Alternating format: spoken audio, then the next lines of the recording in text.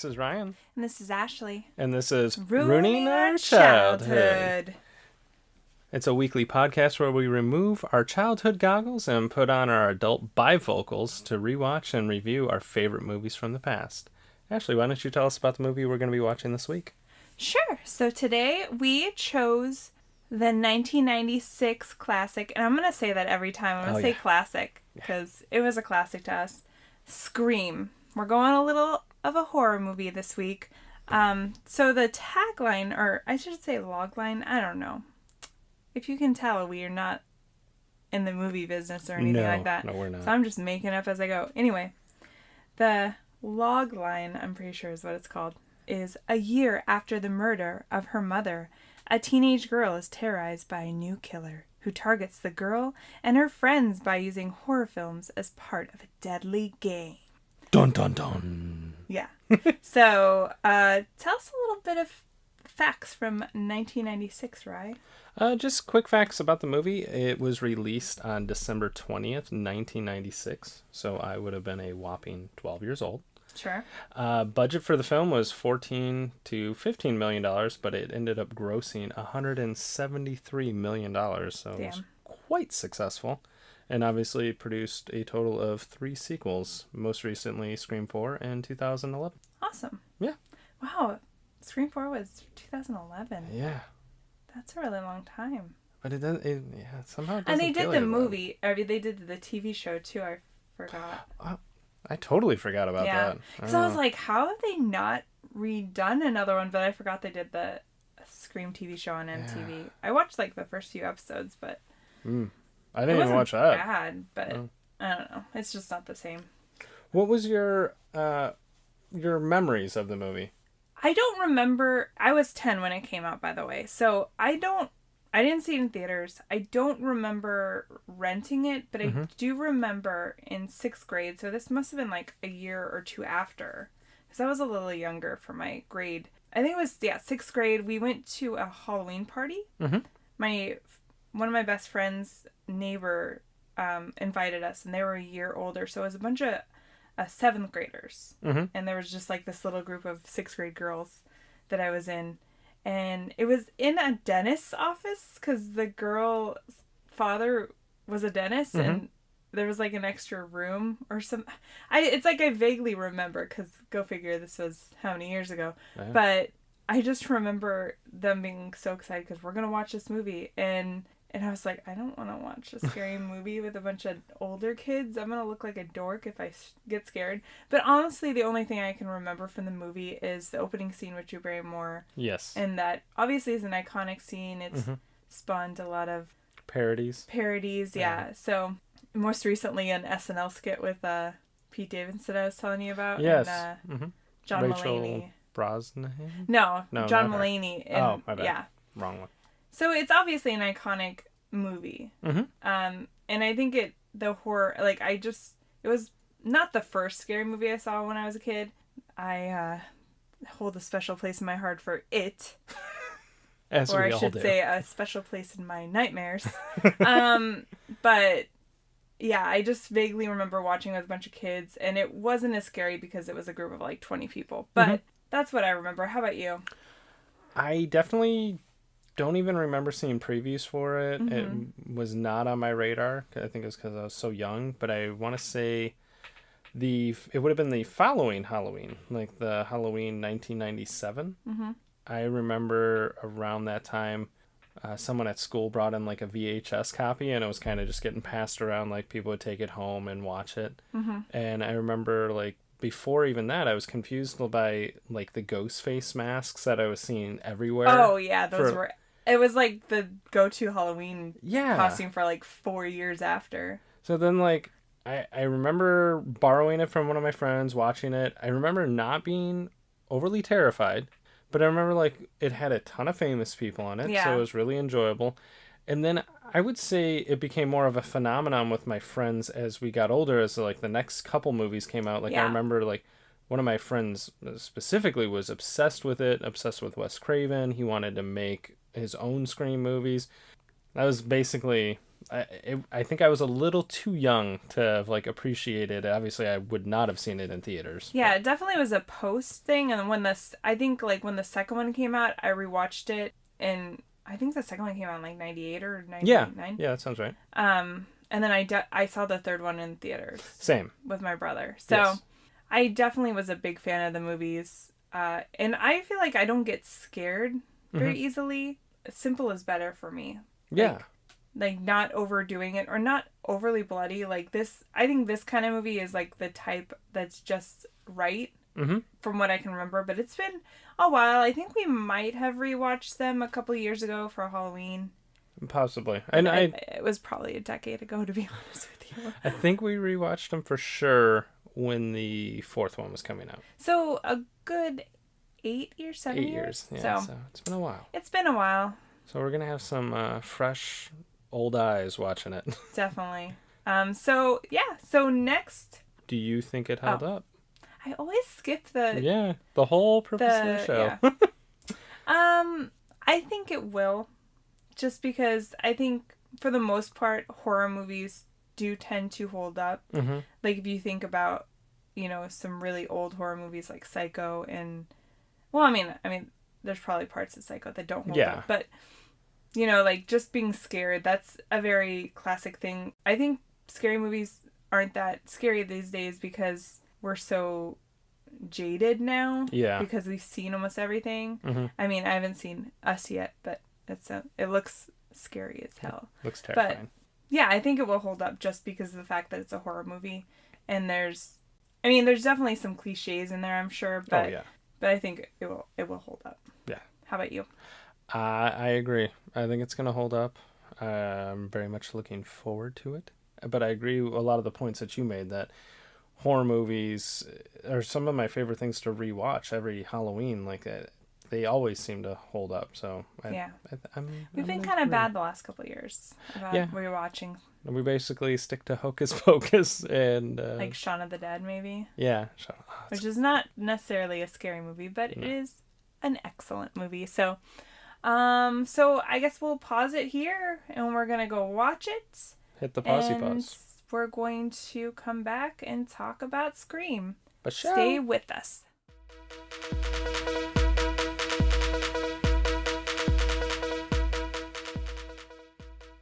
We're back. We're going to go ahead and break down our movie like we always do, and we have a couple categories. And the first one, we're going to go ahead and try to call 911 using our computer. It's time to talk about some technology. Was there any technology in the movie that you found distracting? There was a whole bunch of technology, whether it was the large cordless phone that Drew Barrymore's character was talking to the killer on, but that wasn't too bad, I guess. No. The thing I noticed, and I'm sure you also noticed, was when Neve Campbell's character Sydney is being called by the killer the first time in her house, and then Billy is in her window and a cell phone falls out of her pocket, and she's just like, oh my god, he has a cell phone, so he has to be the killer. Even though there's no way that the killer who was just at her bedroom door could have made it to her window in that span of time. Yeah. And obviously, spoiler alert, there's 2 killers. But you're not supposed to know that when you first watch the movie. No. You just assume it's one. So there's no way that he could get from that point to her window. Yes. And it was just funny when when they're at the sheriff's office and he's like, why do you have a cellular phone? And to me, that's just hilarious because it's not something that would happen today. It was even better when he said, because he's like, what are you doing with a cellular telephone? Yes. And I was just like, they would never ask you that nowadays. If you didn't have a cell phone, they'd be like, where's your cell phone? Yeah, why don't you have a cell phone? Yeah, what'd you do with it? Yeah, exactly. How about you? Definitely the cordless phones, and also at one point there was a corded telephone that was used when Jamie Kennedy's character Randy gets the phone call that their principal had died. Yes. And it was on a corded phone, and all the kids were super excited and wanted to go see their principal hanging from a goalpost. And then the console massive box televisions. Yes. Those were, I mean, that's the time, but I'm like, I I wrote, like, I don't think Stu would have officially died by death by flat screen. Yes. Because they're pretty light. Yeah. I mean, maybe it would have hurt a little bit, but Not it even, wouldn't. yeah. It's not going to kill you. No, it wouldn't happen like that. No. So definitely some things that they utilized that does not age well. No. But also really funny. Is there anything else? I don't know. No, I think that's all I had was just that. And then also with our little joke that we made for our intro for the category, the using a like MS-DOS computer to call 911. Is that a thing? I don't think it... I mean, we just got text to 911 a few years ago. So. It had to have been like maybe... I don't know. It's maybe. Weird. They live in a small town, though. Yeah. Even if it was a thing, I don't think their town would have it. No, but it was funny and dated. So. But no, that's all I have. Awesome. So let's move on then from tech to our next category. Kids would call it a throwback. We call it the prime of our teens. Oh, yes. Were there any fashion choices or dated references that you noticed? I had a ton. I will start with the fashion choices. And it seemed like every female was wearing mom jeans. Yeah. Mm-hmm. Which, I mean, yeah, so that was like one, in the guys' clothing, it was a lot of lounge shirts, and it was very much the clothes of the time, so it was a little distracting. My favorite, though, was Matthew Lillard as Stu at a party wearing essentially a bathrobe or it was like a smoker's jacket. Yeah. I was like, what are you, Hugh Hefner over here? What are you wearing? But those were my fashion choices ones, but yeah, what did you find? My favorite fashion choice, and the one... Out of all the females, the one there's two that I recognize the most. First was Gail, Courtney Cox. Her first outfit ever was bright green. It looked like she was a freaking highlighter. Yes. And then it seemed like almost all of Rose McGowan's, who is Tatum, her outfits looked like she was a 60s go-go dancer. Yes. And I mean, I know there was like this resurgence of kind of like 60s clothing like in the mid 90s, but it was just like, and I think with like her hair parted, but it was probably a style choice made by like Wes Craven. Like he probably did that on purpose because like slasher films of the 60s and 70s, I wouldn't put it past him. I can't talk. That was the only ones that I found really distracting, but mostly all of Gail's clothing was super flashy, super bright. Her gold jacket. Yeah. At the end, I was like, oh my lord, that is hideous. And then her chunky highlights were amazing. Yes. And but other than that, nobody really had anything too crazy, except for like David Arquette's Dewey character had the thin mustache. Yeah, but I think he keeps that throughout the whole like film series. The whole series. Yeah, that's a good point. Were there any offensive jokes that you found? I didn't really find any offensive jokes, but I found a ton of dated references. The girls wanted to rent All the Right Moves so they could see Tom Cruise's penis. Sure. He's 56 years old. I don't know that he is the sex symbol that he once was. Still pretty good looking. He's good looking, but I think girls nowadays would be more interested in Ryan Gosling or someone younger. And then they were telling Sydney that her mom was no Sharon Stone. Yeah. Which I was like, I'm pretty sure the average 18-year-old has no clue who Sharon Stone is. Oh yeah, there was a lot of references that I caught on, like the Richard Gere reference. The gerbil story. Yeah, like which is still. Yeah, Tatum was just comparing like the fact that if you keep hearing a rumor, eventually it's gonna seem true because she's talking about how Sydney's mom is potentially the town slut. Yes. And then the Tori Spelling reference, which, I mean, they make true, I think, in the third, or no, actually in the second movie, when they make an actual movie of... Stab. Yeah, they make Stab, but because Tori Spelling is pretty relevant in 1996. Definitely. So, I mean, she is on a hit TV show, and then just... Obviously, all of the references of horror movies, but I don't think they're dated because they're talking about classic movies. Yeah, definitely. It just fits with the whole film. Yeah, like their whole meta. they definitely concept. picked classics that have continued to stand the test of time as far as the ones they're referencing. There was no like Blair Witch reference or anything like that, which obviously came out later, but I'm saying like there was no like, and I don't know what would be a early 90s flash on the pan horror movie, but I don't even know. I think honestly before Scream there's probably like a lull of not great films. Like they made a couple Halloween sequels that were like straight to video. Very terrible, yeah. And I can't think of a notable one. I mean, other than like maybe like Silence of the Lambs, which they do reference. Yeah. And that's true. But I mean, there was no like really offensive jokes or anything like that, other than everybody focusing on the fact that Sydney's mom might be the town slut. Yeah. And that's what got her killed. And then like just the whole like cliche of Billy, you know, pressuring Sydney into sex. Yeah. But other than that, it honestly, like, compared to some other movies set in like the 90s or that were made in the 90s, I'm actually really surprised there wasn't any like really offensive jokes. No, not at all. Should we move on? Yes. Our next category is going to be Well, Hello There. Ooh. Which is our, did we recognize anyone famous who was in the movie that we may have forgot? Did you have anyone? I had a couple, but the one I always forget about every time I watch this movie is Rose McGowan, because I think it's because she dies and she's obviously not in any of the sequels, but I just forget that she is like Dewey's sister and that she is like Sydney's best friend. Yeah. Because I feel like they probably do mention her in the sequels, but I feel like they don't. And I think it's easy to get glossed over, whereas like Drew Barrymore has a very famous scene at the beginning of the movie. Yeah. And then obviously Neve Campbell and Courtney Cox are in the entire like arc of the film series, so they're easily rememberable. Yeah, and David Arquette. Not rememberable. And Jamie Kennedy. Yeah.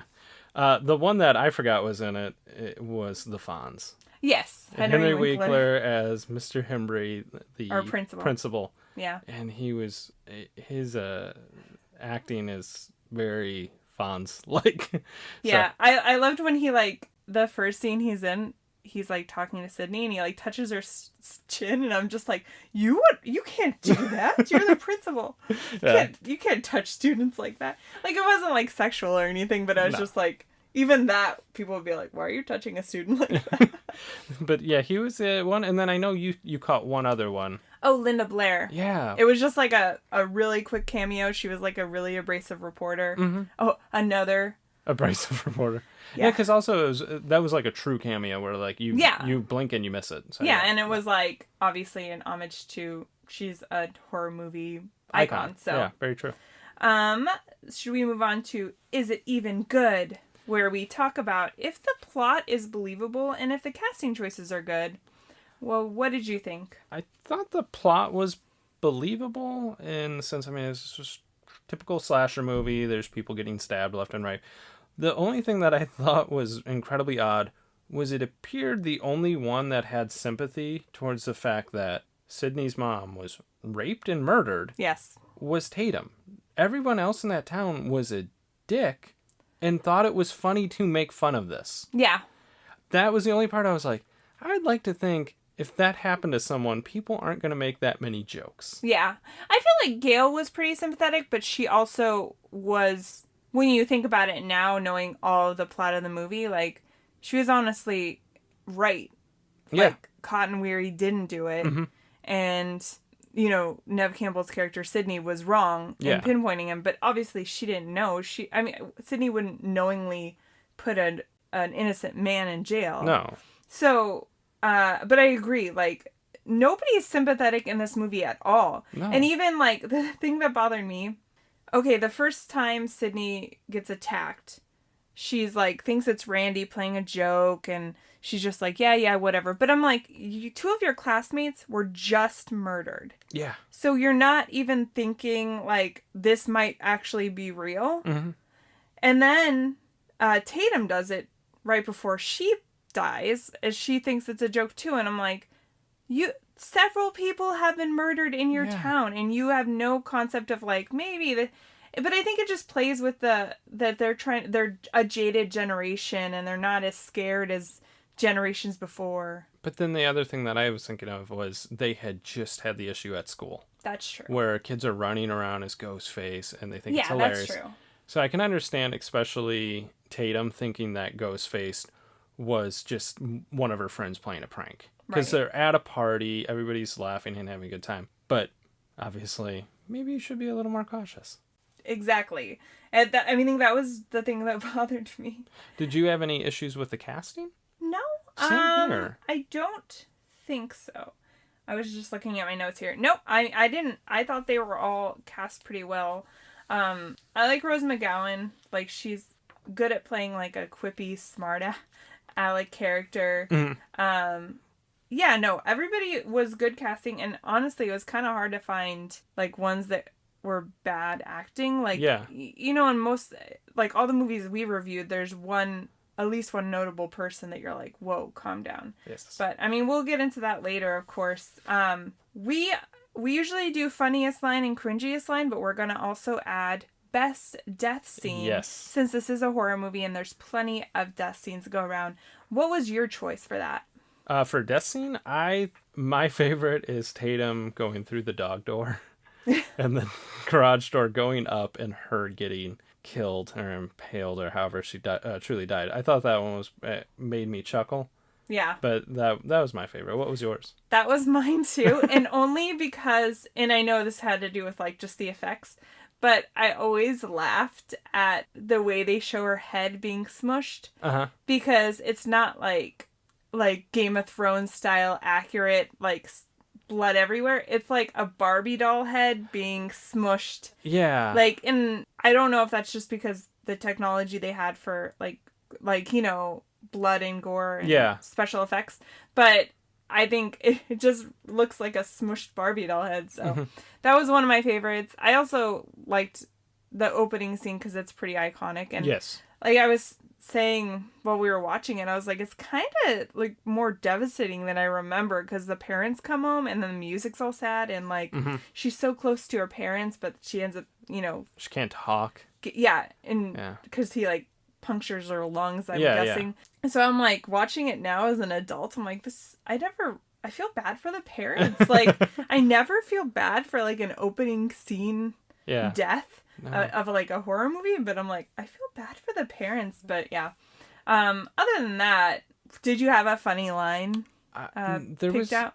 Some funny parts. One of my favorites is when Sydney locks herself in the room towards the beginning of the movie, and Ghostface is able to kind of just get his arm. Oh, with her like conveniently messed up doors. Yeah, she has like two doors that like kind of block each other. And Ghostface is just stabbing aimlessly like around in a circle, which I thought was pretty funny. And then when Billy and Stu are trying to stage that they were attacked as well, and they're stabbing each other, and Billy kind of takes it a little too far, and Stu's like, I'm feeling woozy here, man. Yes. Like, I love that part. That was amazing. That's like a part I always remember. The other, mine was, I had a couple, but I just liked when Sydney punched Gail, like, oh yeah, at the police station, because obviously she sees her in a bad light because, I mean, like I said, she was right. Yes. Like, her mother was having multiple affairs. Not that she had a right to be killed, of course. But, I mean, like, she was accurate about, you know, what actually happened. And I just liked when Sydney, like, just punches her in the face. Because it's like, I mean, it is kind of invasive to, like, poke into somebody's life who just lost their mother. Yeah. And then to hear all these bad things about her mother. And, like, obviously there was some victim blaming there. Yeah. Which happens in real life, so that was funny. What about any cringiest moments? My biggest, it wasn't like I went, oh my god, but it was whenever someone used scissors or a knife was pulled, the like sound effect guy that the Foley artist was using, it just sounds like I was waiting for someone to just pop up and go, on guard, because it's just like sword, like typical cheesy noises. that kind of made me cringe, but I don't know that there was any other moments where I was just like, that's terrible. Did you have any? I had a couple, and all of them centered around lines that Billy said. Because he just said some really horrible things, but it was in the beginning when he's in her bedroom and he's kind of like talking to her about like having sex, and he's like, I wouldn't dare break your underwear rule. Like, it just that, like, I think it was supposed to be like sexy, and no, like, it's not sexy. No. Oh, and then the other line was actually Sydney said it like right before they have sex, and she's like, why can't I be in a Meg Ryan movie or even a good porno? And I'm like, that was her come on line, like, I'm ready to have sex now. Yeah. No, that was very weird. Did you have any like additional things that you were wanting to talk about, like there weird was a couple, scenes? like some of the filming, it seemed like they were doing almost with a fisheye effect, and it was a little nauseating. But also, I know that was kind of something that was popping up in like music videos at the time. Oh yeah. So I think that actually had a bad effect and almost dated the film. And then the other part that I was just like, this makes zero sense, was they institute a curfew. So the town has to close down at 9. They do a whole montage of all the businesses closing down, like curfew's in effect. And they cut to a scene where, like, it's kind of getting a little bit dark, but then they cut to Dewey talking to, like, the sergeant or the sheriff. And he has to put sunglasses on. That's how bright it is. Yeah. But I just watched your whole town shut down. Yeah, that's true. And then the next scene, he's driving, which I know the scene was meant because he's going to drive them to the party, and it explains why he's there. Yeah. But I just thought that was so weird. I'm like, why did you cut, like, at least have it dusk when you film that scene? Or, like, totally have the scene before everybody's, like, ushering off into...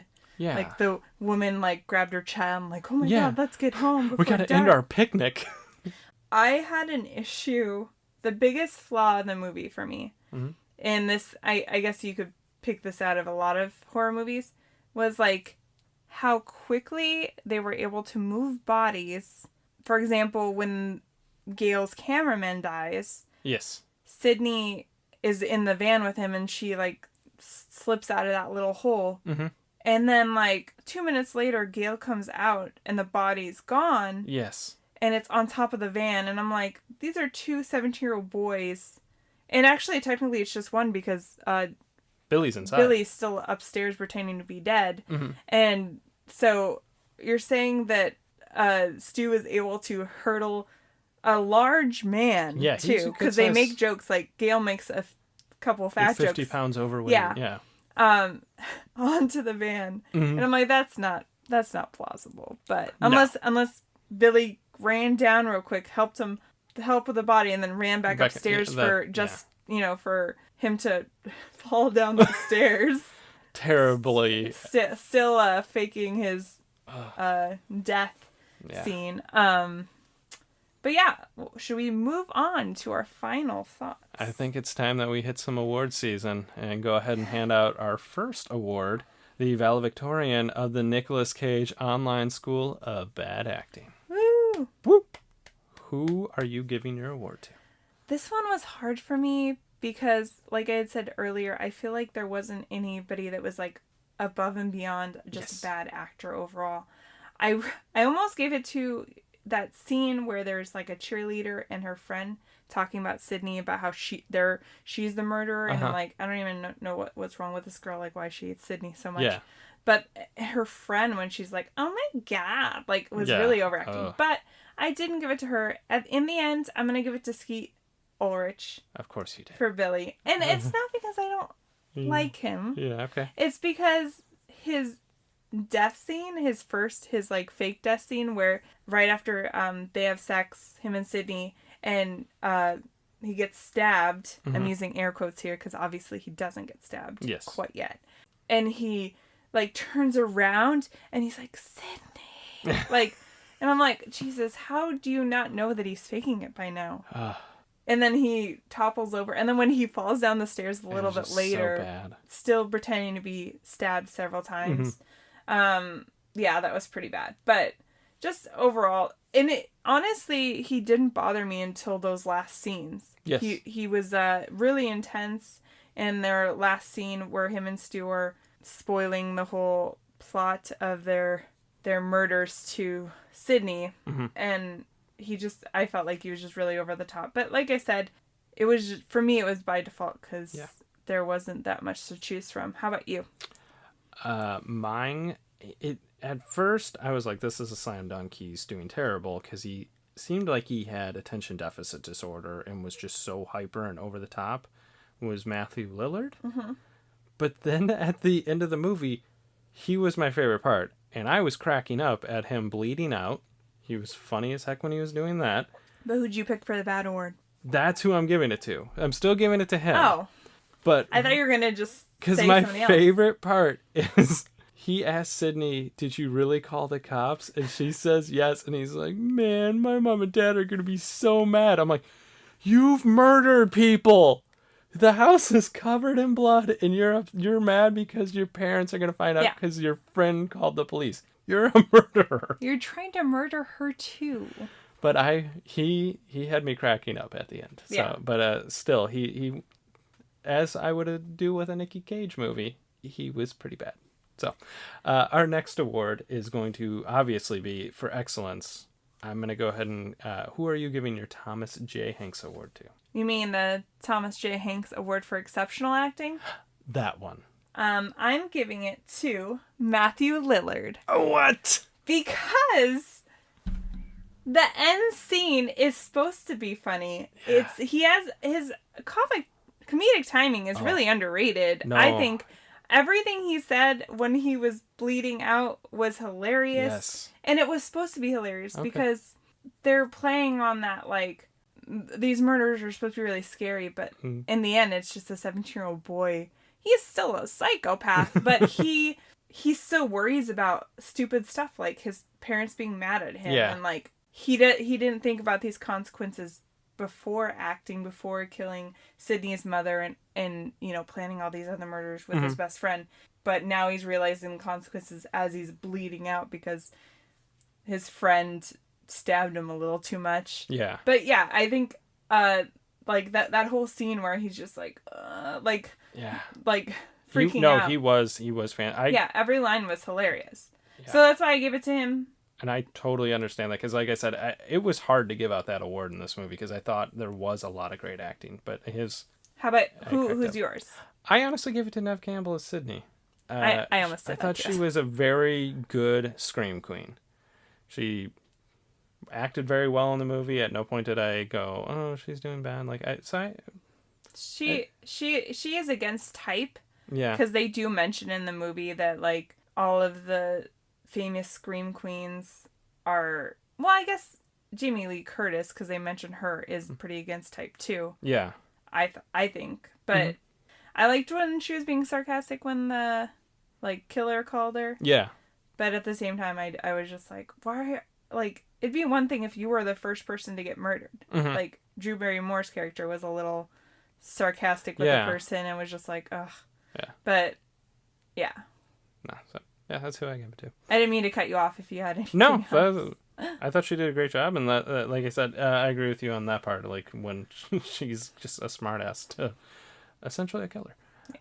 And I also love that she managed to find it necessary to go get the voice box thing after Matthew Lillard and Stu and Billy were stabbing each other, and she still like found it necessary to get that and talk crap to him with a voice box. I think she's just so angry at this point. She's just like, I'm going to do it. But then I kind of pointed out, I was like, she took the time to put on the scream mask and the thing. Get up. Like, what if randomly the police showed up? They would totally think she's the murderer. They would shoot her. Yeah. And they'd be going, oh my God, the officer shot an unnecessary kid. And well, he was acting. So let's get to, does it hold up to your adult standards? I thought it was a little dated and like everything about it kind of screamed 1996, but I still enjoyed the movie. So I thought in that sense, I'd say it held up. What about you? I think it did. And I think one of the main reasons was because of the writing, because they are making movie references. They're kind of making fun of themselves. Mm-hmm. They're being very meta in a sense that they're talking about all these horror movies, but then they're in a horror movie. Yeah. I thought it was funny that everybody like was quick to joke that Randy was the killer. And then even for a split second, you're made to believe that maybe he could be the killer. Yeah. When it's him and Matthew. Yeah. When him and Stu are like trying to tell Sydney that they think each other are the killers. But if you think about it, he is the one that's movie obsessed. He works at a video store. Another dated reference we forgot to mention. But everybody makes movie references because it's how this movie is written. Billy says something about Silence of the Lambs right before they have sex, which is totally romantic. And, you know, like, everybody's doing it. So potentially anybody could be, because the killer in the first scene makes a lot of movie references, obviously. He says the famous line. And they even are like, when we make this into a movie. Like, that's the thing. So, yeah, it was very meta. But, so I think, honestly, that whole way of writing really set the movie apart as far as horror movies, like when it first came out, and I think that's why it was such a big success. And I think it still translates well. Yeah. Because I think now we live in a society where it's all about references. We send gifs all the time of movies. Like, so to me, it still holds up in that way. So overall, yeah, I do think it holds up. There's nothing too offensive about it. No. I mean, a horror movie is a horror movie. It's pretty much a classic. And, I mean, the only things that date it is just the technology. And that's kind of been the way I've been looking at the movies as an overall. I kind of do could they take the script and remake the movie? Right. And I feel if you take out a couple actor names and insert more current reference, I think you could use this exact script and make this a movie, and it would be insanely successful again. There would just be things that they couldn't get away with as far as murdering. Like the cell phone thing would be so easy to track. Yeah. And they didn't worry about fingerprints. No, they didn't. No. And I'm like, fingerprints was a thing in 1996. Yeah, DNA was a thing. Yeah. But maybe they were just banking on the fact that they live in a small town. Maybe they're not going to have the resources. But I'm thinking if 6 people get murdered in a house, that they're probably going to bring in some big shots from a different city. The FBI might make an appearance. Exactly. So definitely, like, especially at the end when they're trying to frame Sydney's dad for the murder, they're like, we're just going to put the voice thing in his pocket. And I'm like, but then your blood's all over it, and your, like, fingerprints are all over it, dude. Like, you can't get away with murder like you could 30 years ago. No. I say that like I'm planning a murder. I'm not. If I turn up dead, you guys know what to look for. I can hear you whispering. Don't edit that out, though. Okay. But, so, yeah, I mean, Scream, who knew, would hold up. Actually, we guessed it would hold up, and it did. So... We're pretty good at this. So that is it for today. Next week we're gonna have a brand new movie for you. Do you want to give me a little sneak peek? I will go ahead and give you a little sneak peek. It is either 1994 or 1995 classic starring Ben Stiller. Ooh. Heavyweights. Yes. Love that movie. Yeah, we decided to, change it up a little. We've done some teen comedies. Now we need to go back a little earlier. Yes. Did a teen comedy. We did a bit of a teen drama. We did a horror movie. And now we're doing a kids movie. So look out for that. And definitely check out our other episodes that we have. Yes. We did American Pie and Cruel Intentions if this is your first time listening. Yes. And thank you for listening. And as always, please, if you have a moment, please review. And as always, subscribe. Go ahead. You want to tell a friend about that subscribing. You do. And then if you didn't like it, don't tell me. I don't want to know. Tell an enemy. Tell an enemy so they can listen in horror. But tell the enemy you liked it and that they should subscribe. And then laugh. And then, laugh in the at dark. Their misery. Going, Mwahaha. Excellent. So that'll do it for... Ruining Our Childhood. Thanks for listening, guys. Bye. Bye.